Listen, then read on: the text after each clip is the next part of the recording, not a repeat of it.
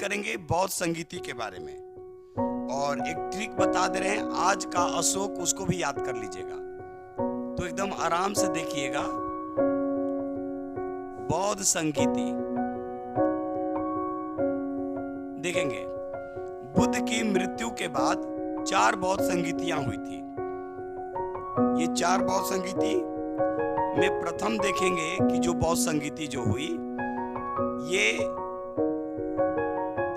483 ईस्वी पूर्व महाकश्यप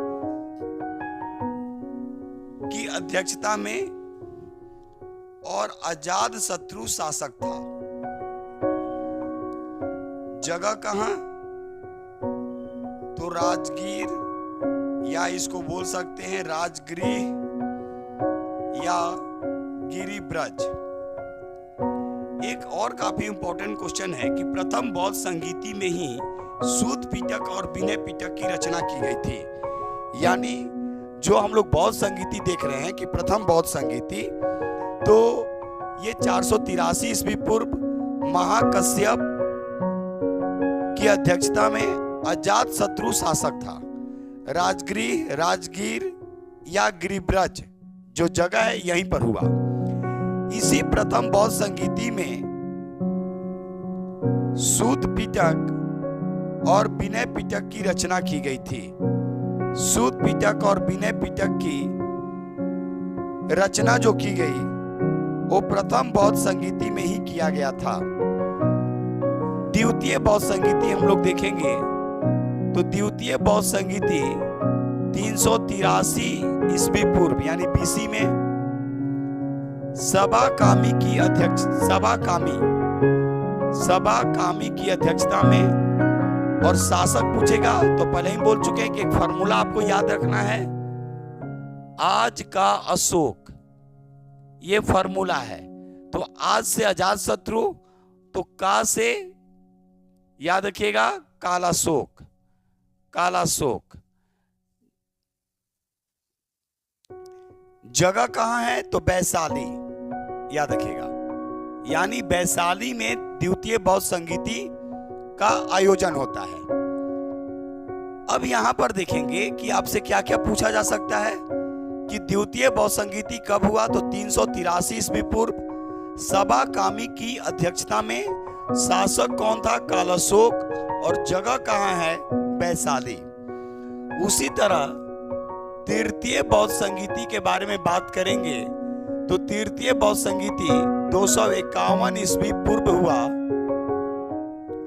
मौग्लीपुत्र, याद रखेगा, मौग्लीपुत्र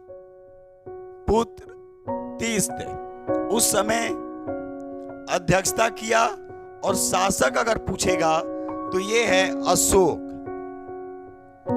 और जगह होगा तो पाटलिपुत्र, यानी पाटलिपुत्रा में अशोक के शासन काल में मौग्लीपुत्र तीस्त की अध्यक्षता में 251 ईस्वी पूर्व तृतीय बौद्ध संगीति का आयोजन किया गया था।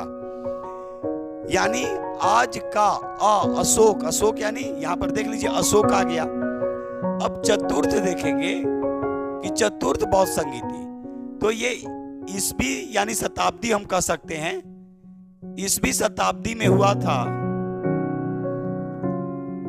उस समय याद रखिएगा वसुमित्र की अध्यक्षता में, और शासक कौन था? कनिष्क, याद रखिएगा, शासक कौन था? कनिष्क। और कहां हुआ? तो कुंडलवन, याद रखिएगा, कुंडलवन कहां? तो कश्मीर में। कुंडलवन कहां? तो कश्मीर में। तो यहां पर एक क्वेश्चन और पूछेगा कि किस बौद्ध संगीति में बौद्ध धर्म हीनयान और महायान में बंट जाता है? तो हीनयान और महायान, याद रखिए, हीनयान और महायान में चतुर्थ बौद्ध संगीति में बौद्ध धर्म 2 भागों में बंट जाता है। यानी फिर से एक बार देखिए, चतुर्थ बौद्ध संगीति कनिष्क के शासन काल में वसुमित्र की अध्यक्षता में कुंडलवन कश्मीर में हुआ था, और इसी बौद्ध संगीति में हीनयान और महायान 2 भागों में बौद्ध धर्म बंटता है। अब यहां से एक चीज ध्यान रखिएगा, ये तीनों बौद्ध संगीति का जो आयोजन हुआ ये बिहार में हुआ। तो आपसे पूछा जा सकता है कि बिहार से बाहर कौन सी बौद्ध संगीति हुई थी?